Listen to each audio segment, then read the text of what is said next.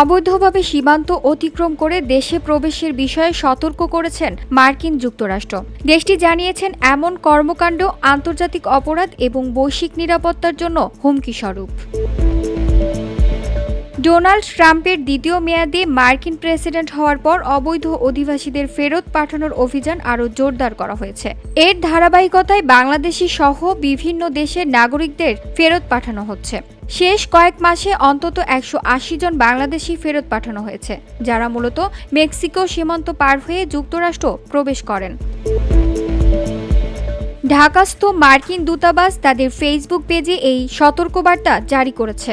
সীমান্ত সুরক্ষা নিশ্চিত করার মাধ্যমে বাস্তুচ্যুত, শোষণ এবং প্রাণহানির মতো ঘটনা বন্ধ করা হচ্ছে। একই সঙ্গে অবৈধ অভিবাসনের অবসান সবার নিরাপত্তা নিশ্চিত করতে সাহায্য করছে। প্রথম দিকে ফেরত আসা ব্যক্তিদের হাতকড়া ও শেকল পরানো হতো না, তবে 2 আগস্ট একটি সামরিক পরিবহন উড়োজাহাজ C-17 39 জন বাংলাদেশিকে দেশে পাঠানো হয়, যার মধ্যে একজন নারীও রয়েছে। এ সময় তাদের সবার হাতে হাতকড়া ও পায়ে শেকল ছিল।